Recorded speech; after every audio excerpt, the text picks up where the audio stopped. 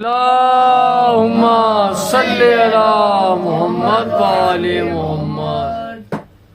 لا حول ولا قوة إلا بالله العلي العظيم. أعوذ بالله من الشيطان الرجيم. بسم الله الرحمن الرحيم. الحمد لله رب العالمين، والصلاة والسلام على سيد الأنبياء والمرسلين، ومحبوب رب المشرقين ورب المغربين، جد الحسن والحسين، سيدنا ونبينا وشفينا ومولانا ابو القاسم محمد. اللهم صل على محمد وآل محمد وعلى آله الطيبين الطاهرين المعصومين المظلومين المنتخبين المنتجبين، ولعنة الله على أعدائهم أجمعين من يوم عداوتهم إلى يوم الدين. بسم الله الرحمن الرحيم. لقد كان لكم في رسول الله أسوة حسنة برعزمة مصطفى صلوات. اللهم صل على محمد وآل محمد. عزیزان محترم، سامعین گرامی قدر، عزاداران امام حسین، خداوند عالم، معبود لم یزل، خدا مطلق، ہمارا خالق، ہمارا رازق، ہمارا مالک اللہ اپنے پاک و پاکیزہ کتاب میں یعنی کہ قرآن مجید میں، فرقان حمید میں، برہان رشید میں ارشاد فرما رہا ہے، لقد کان لکم فی رسول اللہ اسوۃ حسنہ.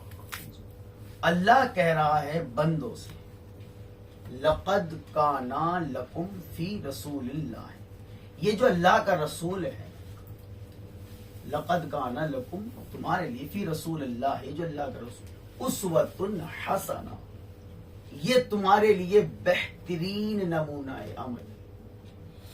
حسنہ کا اسوۃ حسنہ یعنی اللہ کا جو رسول ہے یہ امتیوں کے لیے ایک بہترین خوبصورت نمونہ ہے. یعنی اب اگر امت میں سے کسی فرد نے کوئی کام انجام دینا ہے، کوئی عمل کرنا ہے، تو اس کی ذمہ داری ہے کہ اس نمونے کو دیکھے، نمونہ نہیں، اس آئیڈیل کو دیکھے جس کو دیکھ کے اس نے فالو کرنا ہے، جس کی اتباع کرنی ہے، جس کے لیے اللہ نے کہا کہ کس کی کرنی ہے، اسوۃ حسنہ، وہ جو بہترین نمونہ ہے. کون؟ لقد کان لکم فی رسول اللہ ہے. رسول اللہ جو ہے وہ بہتر نمونہ ہے امت کے لیے. یعنی اب اگر امت کا کوئی بھی فرد، خاص طور سے ایمان والے، کوئی عمل کرے تو اس کی ذمہ داری ہے کہ اس طریقے سے کرے جس طرح رسول خدا نے کیا، بے شک، یا اس طریقے سے کرے جس طرح رسول خدا نے کرنے کا حکم دیا، کیونکہ رسول خدا ہمارے لیے نمونہ عمل، اور صرف نمونہ نہیں، اسوۃ حسنہ، بہتر نمونہ. حسن یہاں بھی لفظ حسنہ استعمال. اچھا، اللہ کا یہ کہنا کہ یہ میرا اللہ کا یہ رسول ہے، جو میرا حبیب ہے، جو میرا محبوب ہے، محمد مصطفیٰ جو ہے، یہ تمہارے لیے اللهم صل على محمد وآل محمد. یہ تمہارے لیے ایک بہتر نمونہ ہے. بے شک، یعنی کہ اب امت کی، ایمان والوں کی، مسلمانوں کی ذمہ داری بنتی ہے جو اللہ کا یہ رسول کرتا جائے وہ ایمان والا کرتا جائے، اور جس طرح کرتا جائے اس طرح یہ کرتے جائے. یعنی اب جو کام جیسے رسول خدا نے کیا، ایمان والے پہ واجب ہے کہ اسی طرح سے انجام دے. کچھ عمل ایسے ہوتے ہیں جو بندے کے اختیار میں ہے، یعنی اس نے بھائی مجلس میں جانا ہے، ایک کا من ہے کہ بھائی جب مولوی صاحب ممبر پہ آ جائیں تب آئے گا، ایک کی نیت یہ ہے کہ وہ فرش ازا بچھنے کی دیر ہے وہ فوراً آ جائے، یہ اس کے اختیار میں ہے. لیکن مجلس میں آنا یہ اس پہ واجب ہے. اگر پنجتن پاک کا چاہنے والا ہے، اگر رسول خدا سے محبت ہے، تو اس پہ واجب ہے مجلس میں آئے، دیر سے آئے یا جلدی آئے، لیکن آئے، یہ اس کے اختیار میں ہے، لیکن آنا ہے۔ کیوں؟ سنت جو بن گئی، رسول خدا نے جو گریہ کیا، نمونہ عمل دیکھنا بہتر کیا ہے، کون سا بہتر نمونہ؟ رسول خدا، یعنی وہ کام جو بھی رسول خدا نے کیا، جو بھی سنت رسول خدا کی ہے، وہ ہم نے کرنی، اور اس طریقے سے کرنے جس طرح رسول خدا کیا کرتے تھے۔ کیا کہا اللہ نے؟ اسوۃ حسنہ۔ اب ہم نے نبی پاک سے نماز کا طریقہ بھی لیا، نبی پاک سے روزے کا طریقہ بھی لیا، نبی پاک سے ہم نے حج کرنے کا طریقہ بھی سیکھا، نبی پاک سے تلاوت قرآن بھی سیکھی، نبی پاک نے تسبیح بھی بتائی، نبی پاک نے کلمہ بھی سکھایا۔ یعنی پورا دین اسلام کس نے دیا؟ نبی پاک نے دیا، اپنی طرف سے نہیں دیا۔ اللہ کہہ رہا ہے یہ وہی بولتا ہے جو وہی بولتی ہے، یعنی جو اللہ کہلواتا ہے یہ وہ کہتا ہے، اپنی طرف سے نہیں کہتا۔ یعنی اب جو بھی نبی پاک نے دیا وہ اللہ کے حکم سے دیا، اور اللہ نے قرآن میں دوسری جگہ کہا کہ میرا حبیب جو تمہیں دے اسے لے لو، جس سے منع کر دے اس سے رک جاؤ، جو دے دے اسے لے لو۔ اچھا، جب نبی پاک دینے ہی آئے تھے تو دنیا میں آتی کلمہ نہیں پڑھوایا؟ 40 سال تک رسول خدا نے کسی کو ایمان کی دعوت نہیں دی، 40 سال تک رسول خدا نے، آپ کی خاموشی ٹوٹنے والی ہے انشاءاللہ، 40 سال تک نبی پاک نے کسی کو یہ نہیں کہا کہ کلمہ پڑھو، کسی سے یہ نہیں کہا نماز پڑھو، کسی سے یہ نہیں کہا کہ اللہ کو مانو، نہیں۔ ابھی 40 سال تک اللہ نہیں منوا رہے، 40 سال پہلے خود کو منوایا، پہلے اخلاق پیش کیا، اپنا کردار پیش کیا۔ یعنی جب کافروں کو، جھوٹوں کو، مکاروں کو رسول خدا پہ یقین ہو گیا، یہ جو کہتا ہے سچ کہتا ہے، نبی پاک کو دیکھ کر جھوٹے بھی کہتے تھے یہ سچا ہے، کافر کہتے تھے امانت میں خیانت کرنے والے یہ صادق و امین ہے۔ انہیں پتہ نہیں تھا کہ اللہ کا رسول ہے، لیکن اپنے سے بہتر سمجھتے تھے رسول خدا کو۔ 40 سال پہلے رسول خدا نے اپنے آپ کو منوایا، اور منوانے کا عالم یہ تھا، منوانے کا معیار یہ تھا کہ جو جھوٹے تھے نبی کو سچا سمجھتے تھے، جو امانت میں خیانت کرنے والے تھے نبی کو امین سمجھتے تھے۔ یعنی کافر بھی اپنی چیزیں رسول خدا کے پاس رکھ کے جاتے تھے، یہ سوچ کے جیسی دے کے جا رہے ہیں ایسی واپس ملے گی۔ یعنی عرب کے رہنے والوں کو، جھوٹوں کو، مکاروں کو، کافروں کو، مشرکوں کو، منافقوں کو، سب کو رسول خدا کی زبان مبارک پہ بھی یقین تھا کہ سچ بولتا ہے، ہاتھ پہ بھی یقین تھا کہ یہ امانت میں خیانت نہیں کرے گا۔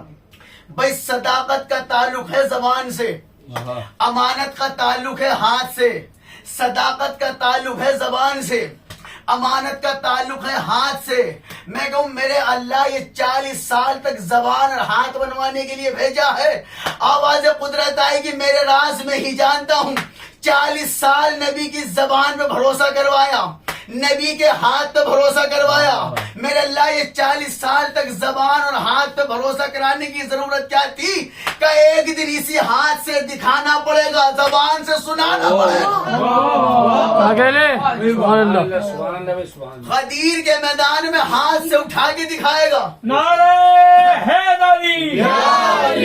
زبان سے سنائے گا۔ پہلے زبان پہ یقین کرا رہا ہوں، جو یہ کہے تو مان لینا۔ اگر تم اس کے ہاتھ پہ یقین ہے، جب ہاتھ سے اٹھا کے دکھائے تو مان لینا۔ لیکن کمال کی بات یہ ہے، جب تک کافر تھے زبان پہ بھی یقین تھا، ہاتھ پر بھی۔ مسلمان ہوئے نہ زبان پہ رہا نہ ہاتھ پہ رہا۔ درود پڑھے محمد صلی اللہ محمد وآل محمد۔ جنازان محترم، کیوں نبی پاک کے لیے ہاتھ پہ یقین کرایا، زبان پہ یقین کرایا؟ کیوں؟ اللہ کو کوئی پیغام بھجوانا تھا کہ میرا حبیب ہاتھ سے پکڑ کے دکھائے گا، زبان سے سنائے گا۔ اگر یقین ہے تو جو یہ کہے اسے مان لینا۔ کیا دکھایا؟ کمن کنت مولا فہذا علی مولا۔ اور کمال کی بات یہ، حدیث ایک ہے مولا دو ہیں، حدیث ایک ہے مولا دو ہیں۔ من کنت مولا فہذا علی مولا۔ بھائی ایک حدیث مولا دو، کیا مطلب؟ ایک نبی مولا، ایک علی مولا۔ اچھا، لفظ مولا میں میم، واو، لام، الف، 4 حرف ہیں۔ میم، واو، لام، الف۔ مولا میں حرف 4۔ اب مولا کے عدد اگر نکالو، کائنات میں اس وقت ڈھیروں ہزاروں مولا ہیں، ہزاروں آقا بنے ہوئے ہیں. اب پتہ کیسے چلے کہ ان میں حق والا مولا کون سا ہے جسے اللہ نے مولا بنایا؟ بھائی صابر بھی مولا، خواجہ بھی مولا، غوث پاک بھی مولا، پھر علی بھی مولا، بابا فرید بھی مولا، علی بھی مولا، صابر بھی مولا، علی بھی مولا. اب پتہ کیسے چلے ان میں بڑا مولا کون سا، ان میں چھوٹا مولا کون سا؟ تو جب کہیں مسئلہ سمجھنا ہے تو عدد پہ غور کیا جاتا ہے. مولا، میم واو لام الف، میم کے 40، میم کے 40، واو کے 6، جوڑتے آپ جائیں نا، میم کے 40، واو کے 6، لام کے 30، 76، الف کا 1، 77. 77 کو جوڑو 7 اور 7 لکھنا پڑتا ہے، 7 اور 7 کو جوڑو تو 14 بنتے ہیں، اور 14 میں بھی 1 اور 4 کو جوڑو تو 5 بنتے ہیں. اللہ نے کہا کائنات میں مولا کتنے بھی آ جائیں، جیسے 14 اور 5 ہے ایسا مولا کو.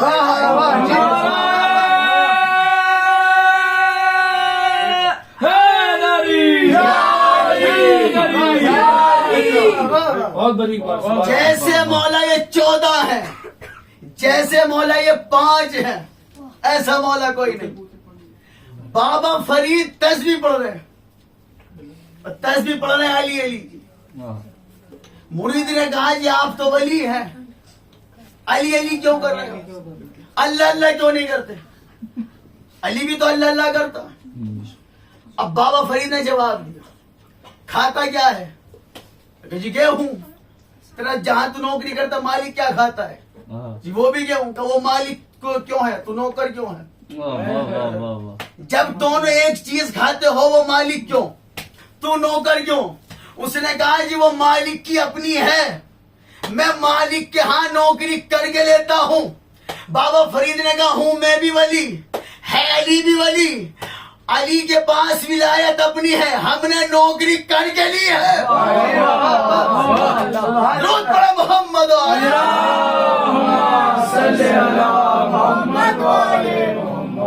ایک مرتبہ اور درود پڑھے. توجہ عزیزان محترم، سارے ولیوں کا احترام واجب ہے، جیسا ولی علی ہے ایسا کوئی نہیں. مولا علی کی ولایت کو اللہ نے میزان بنا دیا، شفاعت، جنت سب مولا علی کے حصے میں رکھ دی. کیوں؟ اگر اللہ کہتا ہے جنت میں دوں گا، اگر جنت بانٹنے اب اللہ آ جائے میدان حشر میں، اسے سب کو دینی پڑ جائے گی. ہر بندہ کہے گا جی میں چاہے بھگوان کہتا تھا پکارتا تجھے ہی تھا. عیسائی کہیں گے ہم گوڈ کہتے تھے لیکن مانتے ایک کیوں تھے، پکارتے تجھے ہی تھے. بھائی کوئی بھی ہو، ہر بندہ کہے گا کہ معبود ہم نے کسی بھی نام سے پکارا، لیکن یقین یہی تھا کہ ہاں کوئی ایک ہے. اللہ کو جنت سب کو دینی پڑ جائے گی. اگر اللہ بٹوائے اپنے حبیب سے، نبی پاک سے جنت، رسول خدا سے، رسول خدا کہے گئے 73 فرقے ہوں گے، جنت میں ایک جائے گا، 72 جہنم جائیں گے. اب اگر نبی جنت بانٹنے پہ آئے، ہر فرقے والا کہے گا محمد الرسول اللہ ہم بھی کہتے تھے، لا الہ الا اللہ ہم بھی کہتے تھے، محمد الرسول اللہ ہم بھی کہتے تھے. یعنی نبی پاک کو جنت سب کو دینی پڑ جائے گی. اللہ نے کہا نہ میں بانٹوں گا نہ اپنے حبیب سے بٹواؤں گا. مالک پھر کیا ہوگا؟ رسول خدا نے فرمایا یا علی انت قسیم النار والجنہ، یا علی جنت اور جہنم کے بانٹنے والے آپ ہو.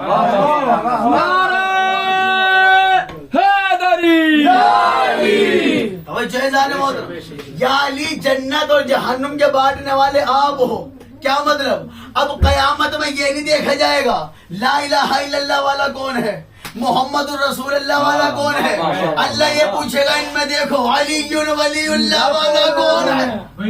درود پڑھے محمد.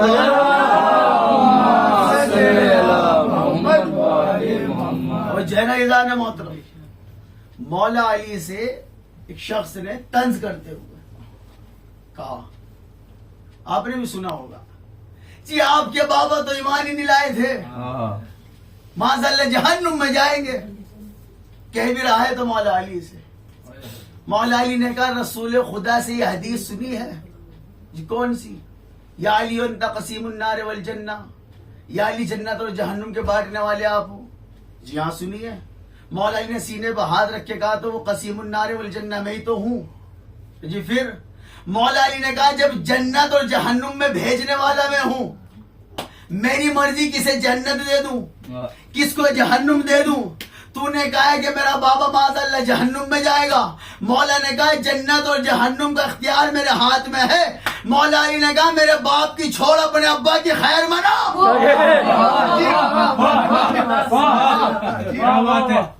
میرے باپ کی چھوڑ اپنے ابا کی خیر منا.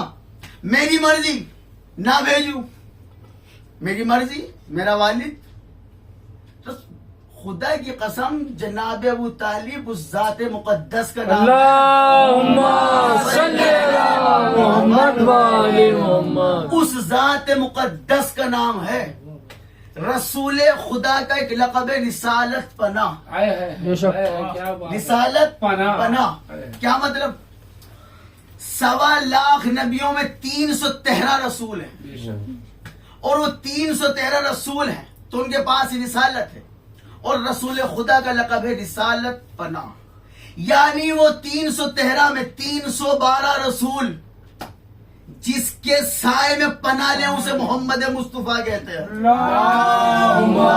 صلی اللہ علیہ وسلم. رسول سارے رسول جس کے سائے میں پناہ لیں وہ ہمارا آقا نبی. لقب ہو گئے رسالت پناہ. بھائی یہ تو ہے نبیوں کا سردار جو سارے رسولوں کی پناہ گاہ بن گئی.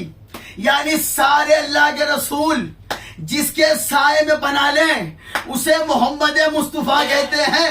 خود محمد مصطفیٰ جس کی آغوش میں پناہ لیں اسے ابو طالب کہتے ہیں. رسولوں کی پناہ نبی ہے، نبی کی پناہ ابو طالب ہے. رسول خدا کو سارے رسولوں کو سارے نبیوں کو اللہ نے حکم دیا ہے. کیا؟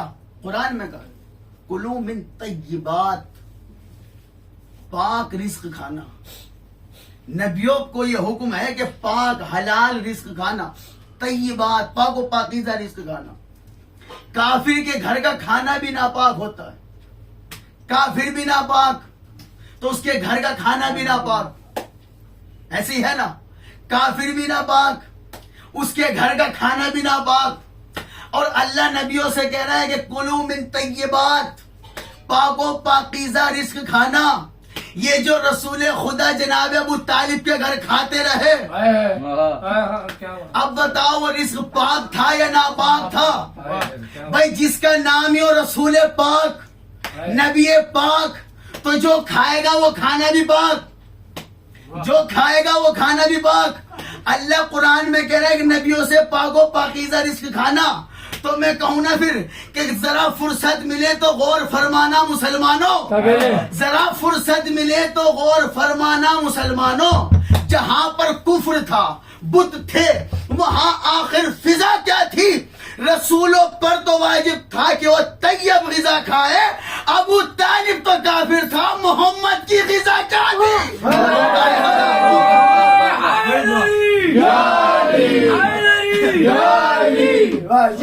محترم ابو طالب جو کافر تھے تو محمد مصطفیٰ کی غذا کیا تھی؟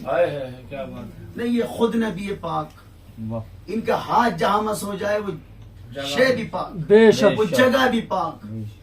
یہ تو پھر نبی ہے.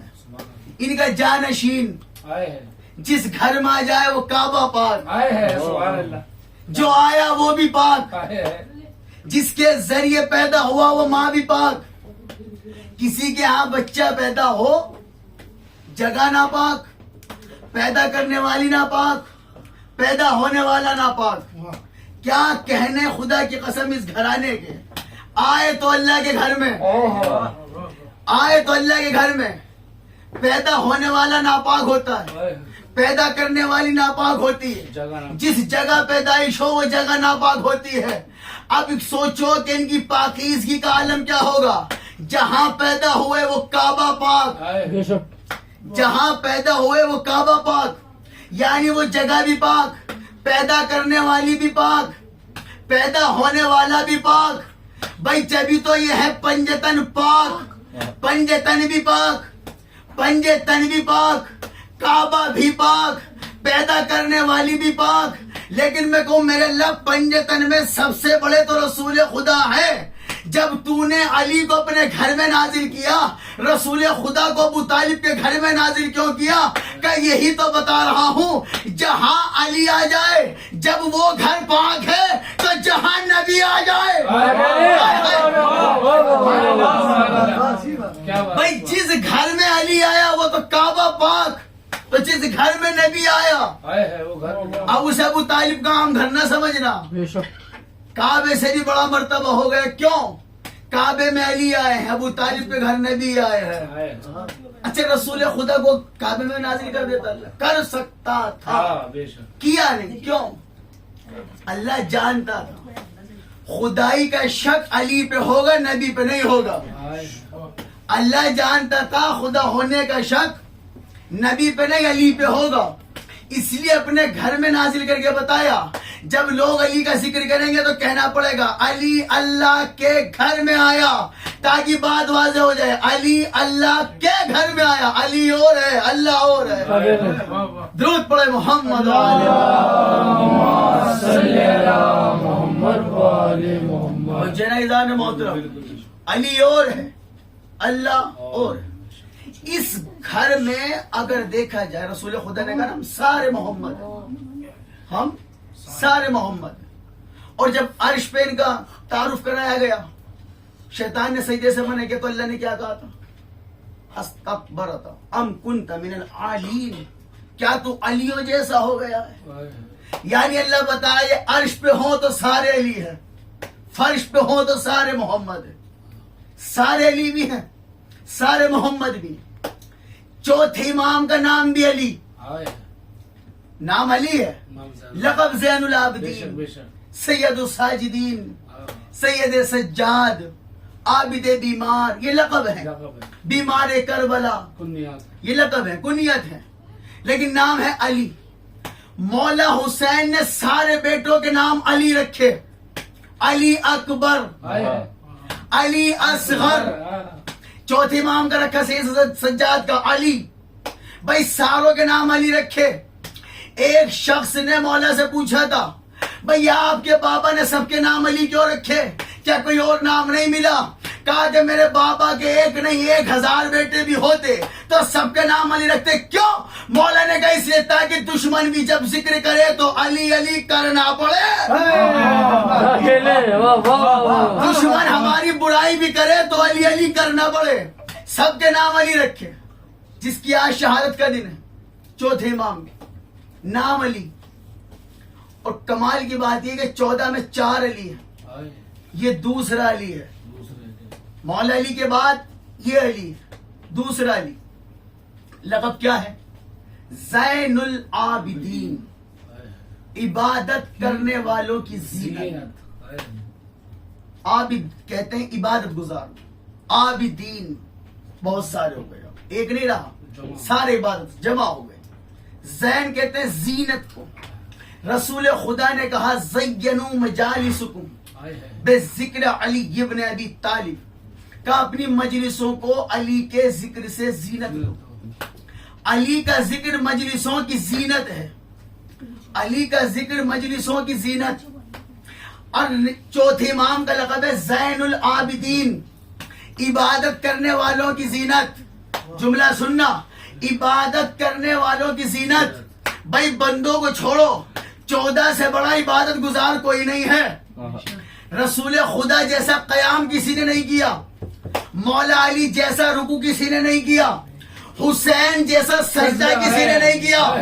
میاں حسین جیسے سجدہ گزار کے ہوتے ہوئے بھی سید سجاد یہ ہے، حسین جیسے سجدہ گزار کے ہوتے ہوئے بھی یہ چوتھا امام سید سجاد ہے، زین العابدین، عبادت کرنے والوں کی زینت۔ رسول خدا بھی عبادت گزار، مولا علی بھی عبادت گزار، یا یوں کہوں نا مصطفیٰ کی بھی زینت یہ ہے۔ علی کی بھی زینت سید سجاد، امام حسن کی بھی زینت سید سجاد. کیا لقب پڑا؟ سید سجاد. ساجد کہتے ہیں سجدہ کرنے والے، سجاد بھی سجدہ کرنے والے. فرق کیا ہوا؟ ساجد سجدہ کرنے والا، سجدہ کرنے کے لیے جسم کے 7 اعضاء زمین سے مس ہونے ضروری. 2 گھٹنے، 2 ہتھیلیاں، دونوں پاؤں کے انگوٹھے، 6، ایک یہ پیشانی، یہ 7 جسم کے حصے زمین پہ لگے تو سجدہ ہوتا ہے. اور جب وہ سجدہ کرے انسان تو وہ ساجد کہلاتا ہے. پھر سجاد کیا ہے؟ ساجد تو یہ ہوا، پھر سجاد کیا ہوا؟ جو اعضاء زمین سے مس کر کے سجدہ کرے اسے ساجد کہتے ہیں. جو سجدہ کرنے کے لیے اعضاء کا محتاج نہ ہو اسے سجاد کہتے ہیں. کیونکہ کچھ نہیں تھا، یہ تھے اور نور تھے. اس وقت بھی اس کا سجدہ کیا کرتے تھے. عابد زین العابدین، عبادتوں کی زینت بن گئے، عبادت کرنے والوں کی زینت بن گئے. عابد بیمار سید سجاد کہ گھر گھر یہ مسلح کبھی آباد نہ ہوتے، گھر گھر میں مسلح کبھی آباد نہ ہوتے دنیا میں اگر سید سجاد نہ ہوتے. اللہم صلی علی محمد وآل محمد. جنیدان محترم، یہ وہ امام ہے، خدا کی قسم وہ امام ہے جن کی دعاؤں کو اگر انسان پڑھے نا، خدا کی قسم، امام چوتھے امام نے جو دعائیں کی، جو اللہ سے مناجات کی، 99 نام بتائے گئے ہیں مسلمانوں کو. 1001 نام دعائے جوشن کبیرہ میں ہے اللہ کے، 1001 نام. اور چوتھے امام نے جن ناموں سے پکارا ہے نا اللہ کو، اس کتاب کا نام ہے صحیفہ سجادیہ جسے کہ صرف دعائیں ہیں اس میں، جس میں انہوں نے بتایا کہ اللہ کیا ہے، اس کی شان کیا ہے. وہ لوگ جو کسی خدا کے ماننے کے قائل نہیں، دہریے قسم کے جو ہوتے ہیں، کہتے ہیں کوئی خدا ہے، اللہ کے وجود کے قائل ہی نہیں ہے. وہ کہتے ہیں دنیا خود بن گئی. انہوں نے جب وہ صحیفہ سجادیہ کا ترجمہ اپنی زبان میں پڑھا، پڑھنے کے بعد یہ کہا کہ دیکھو جی، ویسے تو ہم کسی خدا کو مانتے نہیں، ہاں اگر کوئی واقعی کوئی خدا ہے تو بس ایسا ہے جیسا سید سجاد نے بتایا. کوئی اگر خدا ہے تو بس ایسا ہے جیسے سید سجاد نے بتایا. اچھا، مولا سجاد کو یزید نے قید کیا ہوا ہے. بھائی پہلے مانگی تھی امام حسین سے بیعت، کہاں مانگی؟ خود بیٹھا ہے اپنے دربار میں، اور مولا حسین مدینے میں. بھائی میلوں کا فاصلہ ہے، مولا حسین سے بیعت مانگ لی، اور سید سجاد کو خود گھر میں قید کر کے رکھا ہوا ہے. ہمت نہیں ہو رہی جو سید سجاد سے کہتے میری بیعت کر لو. میں کہوں تو اپنے گھر میں ہے یزید ملعون. جب مولا حسین دور بیٹھے تھے ان سے بیعت مانگ لی تھی، انہیں گھر میں قید کر کے بیعت کیوں نہیں مانگ رہا؟ یزید بھی جانتا تھا کہ یہ سارے حسین ہیں، یہ سارے علی ہیں. جب باپ نے انکار کر دیا تو بیٹا اقرار نہیں کر سکتا. اچھا، یزید کا کیا کام کیا تھا؟ صبح ہوتی ہے سید سجاد کو بلواتا ہے، دوپہر ہوگی پھر بلائے گا، شام کو پھر بلا رہا ہے، پیشی کے لیے بلاتا تھا. کیا دیکھتا تھا؟ یہ دیکھنے کے لیے زنجیروں میں بندھا ہوا ہے یا نہیں. یہاں کہ مصائب کا فقرہ ہے، مولا سجاد کو بار بار دیکھتا تھا زنجیروں میں جکڑا ہوا ہے یا نہیں، اور پیشی کے لیے بلاتا تھا. لیکن حقیقت میں وہ بلا کیوں رہا تھا؟ اسے ایک فکر کھائی جا رہی تھی. جانتا تھا زنجیر میں صحیح وقت کا امام ہے، بار بار بلا کے دیکھتا تھا. اس کی خود کی نیند اڑی ہوئی تھی، مولا سجاد کی وجہ سے اس کی خود کی نیند اڑی ہوئی تھی. دیکھتا تھا زنجیر میں جکڑا ہوا ہے، مطمئن ہو جاتا تھا. شام کو پھر بلاتا تھا، ہاں بھی زنجیروں میں ہے، پھر مطمئن ہو جاتا تھا. اب رسمون میرے مولا کا لقب ہے عابد بیمار. یہ بیمار ہو کے بھی مطمئن ہے، وہ بیمار نہ ہو کے بھی پریشان ہے. یعنی قید ہونے والا میرا مولا مطمئن ہے، قید کرنے والا پریشان ہے. قید ہو کے میرا مولا نیند کا محتاج نہیں، قید کر کے یزید کی نیندیں اڑی ہوئی ہیں. بھائی کیا کہنا, خدا کی قسم, پہلا بھی علی تھا, یہ چوتھا بھی علی, پہلا بھی علی تھا, یہ چوتھا بھی علی. کمال کی بات یہ ہے, پہلے علی نے 2 انگلیوں سے خیبر کو الٹا تھا. میں کہوں جو 2 انگلیوں سے خیبر کو الٹ دے اسے علی امام المتقین کہتے ہیں. جو زنجیروں میں جکڑ کے بھی تخت یزید کو الٹ دے اسے زین العابدین کہتے ہیں. یزید کی نیندیں اڑا رکھی تھی میرے مولا نے قید ہو کر بھی. کہوں جملہ, بستر جو مخملی تھا اسے خار کر دیا. بستر جو مخملی تھا اسے خار کر دیا. سونا فرعون شام کا دشوار کر دیا. بستر جو مخملی تھا اسے خار کر دیا. سونا فرعون شام کا دشوار کر دیا. ظالم کی نیند باندھ لی زنجیر با کے ساتھ. سجاد نے یزید کو بیمار کر دیا.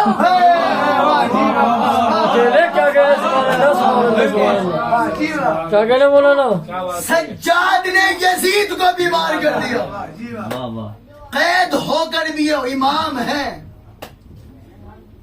یزید ملعون نے اپنے کرائے کے مولویوں کو, خطیبوں کو منبر پہ بھیجا. جا کہتے ہیں ہماری تعریف کرنا, ہمارے بڑوں کی تعریفیں کرنا اور مولا علی کے بغض میں بولنا ہے. اس نے بولا سید سجاد وقت کا امام, اپنے دور کا علی, اپنے زمانے کا محمد, اپنے وقت کا حسین. یزید ملعون کی طرف دیکھ کے کہتے ہیں اگر اجازت دے ان لکڑیوں کے ڈھیر پہ کھڑا ہو کے میں بھی کچھ کہہ دوں. مولا یہ تو ممبر ہے, لکڑیوں کا ڈھیر کیوں کہہ رہے ہو؟ مولا نے امت کے لیے پیغام دے دیا, جس پہ علی کی ولایت بیان نہ ہو وہ ممبر بھی ہو تو لکڑیوں کا ڈھیر ہوتا ہے, اور جہاں سے علی کا پیغام دیا جائے پالان بھی ہو تو ممبر ہوتا ہے. اب جو مولا سجاد نے خطبہ دیا نا, خدا کی قسم پورے دربار میں سناٹا, سارے خاموش.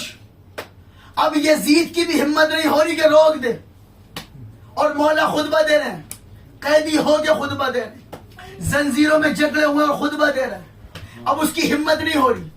میں کہوں یزید دربار تیرا, سپاہی تیرے, یہ بلائے ہوئے مجمع تیرا, دربار تیرا, مجمع تیرا, ساری عوام تیری, دولت تیرے پاس, لشکر تیرے پاس. یہ میرا مولا تو نے قید کیا ہوا ہے, انہیں خطبہ دیتے ہوئے روکتا کیوں نہیں؟ جانتا تھا یزید بیمار ضرور ہے, اپنے وقت کا علی ہے. بھائی کیا مطلب؟ مولا سجاد سے کہوں نا کہ کیسی تاثیر یہ مولا تیرے انکار میں ہے, کیسی تاثیر یہ مولا تیرے انکار میں ہے. لاش پہ عد کی برے نہ بھرے بازار میں ہے, داستان خوف کی لکھی ہے ہر ایک چہرے پر. ایسا لگتا ہے کہ عباس بھی دربار میں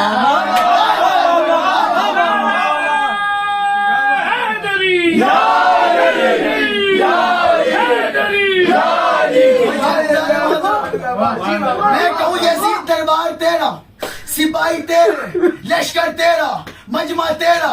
میرے مولا کو قید کیا ہوا ہے, انہیں خطبہ دینے سے روکتا کیوں نہیں روک رہا؟ کیوں نہیں روک رہا؟ وجہ سنیں. کیسی تاثیر یہ مولا تیرے انکار میں ہے, لاش بیعت کی برے نہ بھرے بازار میں ہے, داستان خوف کی لکھی ہے ہر ایک چہرے پر. ایسا لگتا ہے کہ عباس بھی دربار میں ہے, روکتا کیوں نہیں؟ جانتا تھا گر یہ چاہے تو الٹ دے بھرا دربار, ابھی اتنی طاقت تو میرے عابد بیمار میں ہے.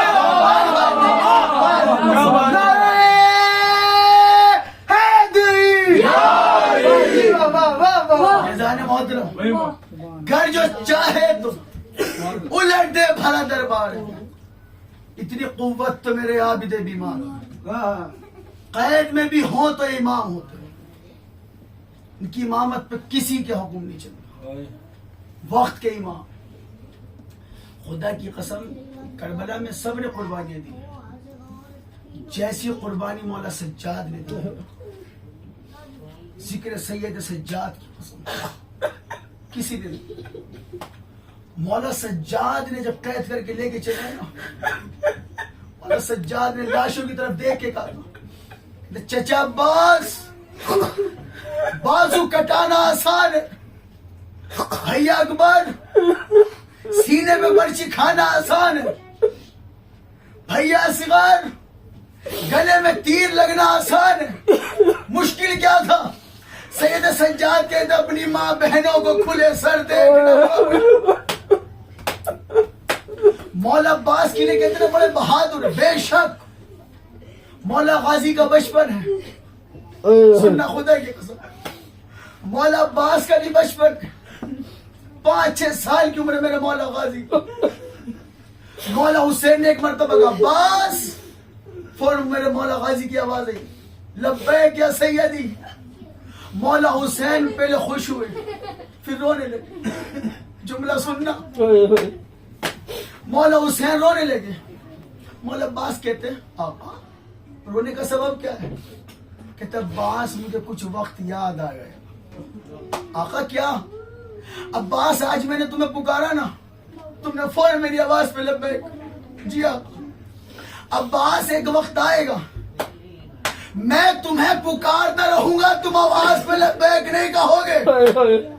خدا کی قسم مولا غازی کا بچپن تھا، مولا غازی کے ذہن میں یہ بات بیٹھ گئی میرا آقا مجھے کسی وقت آواز دے گا، اور آقا نے کہا ہے کہ میں اس کی آواز پہ لبیک نہیں کہوں گا۔ مولا غازی کی وفا کی قسم اس دن سے مولا عباس نے سونا چھوڑ دیا۔ مولا عباس نے سونا چھوڑ دیا، کئی راتوں کا جاگا ہوا میرا مولا غازی، آنکھیں سرخ، آنکھوں میں ورم، چہرہ مرجھایا ہوا۔ مولا حسین کی نظر غازی میرے لال میرے شیر کی کیا حالت بنا رکھی ہے۔ پتہ چلا مولا عباس سوتے نہیں، اس فکر میں پتہ نہیں آقا کب آواز لگا دے۔ امام حسین نے بی بی زینب سے کہا بہن دیکھو نا غازی کی کیا حالت ہو گئی، کئی دن ہو گئے غازی سویا نہیں، بلاؤ میرے شیر کو۔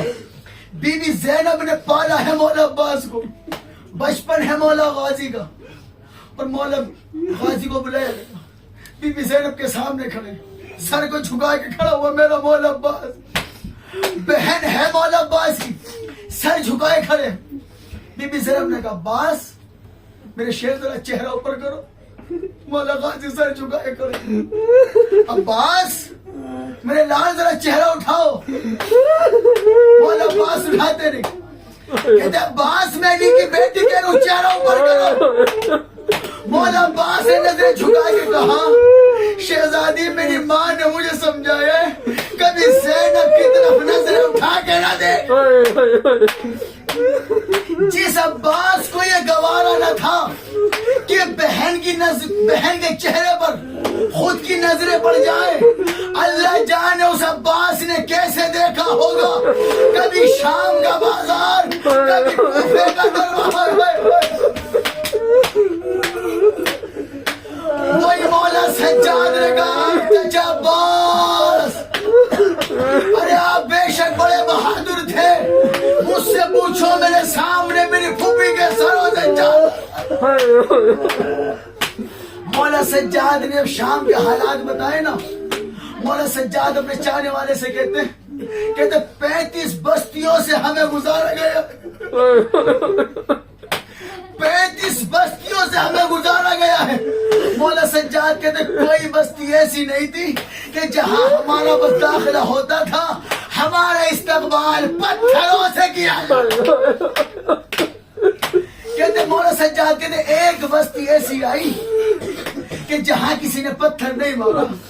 میری پھوپھی نے مجھ سے پوچھا سجاد یہ کون سی بستی ہے یا کوئی ہمیں پتھر نہیں مارتا؟ پتہ چلا اس بستی میں عیسائی رہتے تھے۔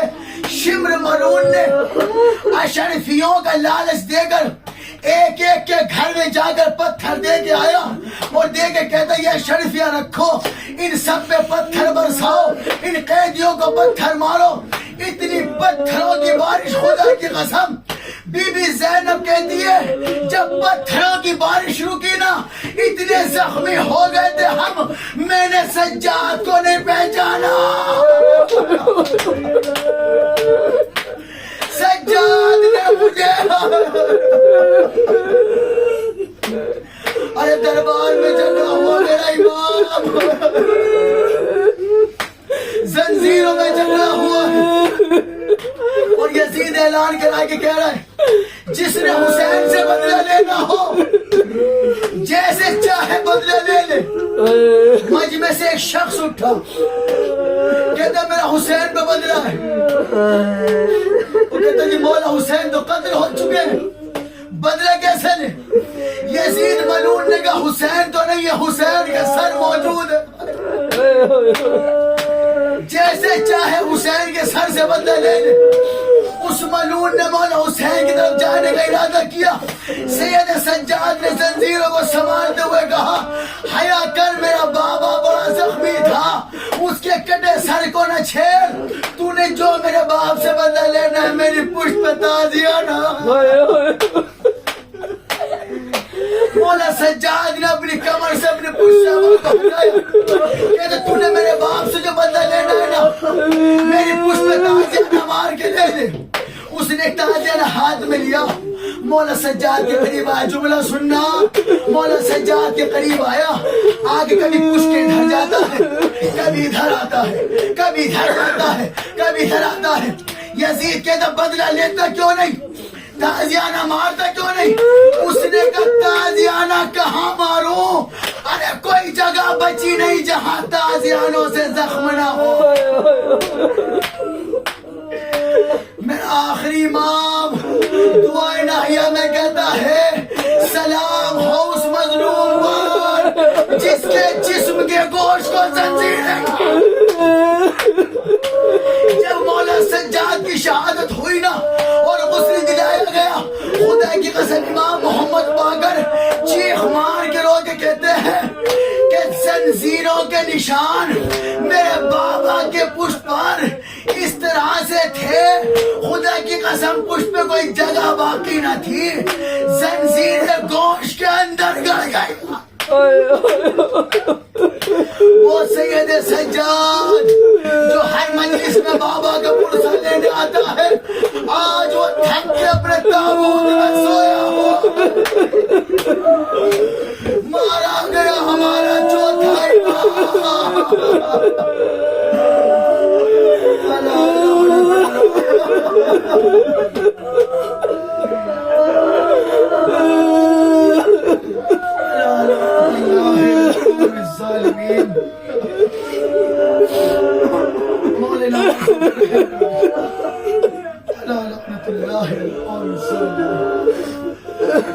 میرے اللہ کے واسطے محمد و محمد کہ سید سجاد کی زخمی پشت کا واسطہ میرے اللہ, جو جب اس مجلس حسین میرے اللہ سید سجاد پہ رو رہا ہے, میرے اللہ ان آنکھوں کو کبھی کسی غم میں رونا نہ پڑے. میرے اللہ کے واسطہ محمد و محمد جو جب اس مجلس میں آئے ہوئے میرے اللہ ان سب کی حاضر کو قبول فرما.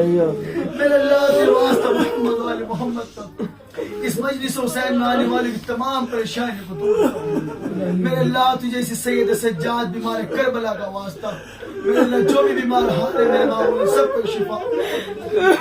میرے اللہ ان سید سجاد کے صدقے میں میرے معبود ہمیں اس سے بہتر اس سے بڑھ جگہ عطا فرما جہاں میرے سید سجاد کا ماتم کر سکے. میرے اللہ کے واسطہ محمد کا اسی سید سجاد کی شہادت کے صدقے میں میرے اللہ مجھے علم کی دولت سے مال مال عطا فرما. میرے اللہ ہمارے اس گریوں کو اپنی بارگاہ میں سید سجاد کے صدقے میں بہت قبول فرما. ماتم حسین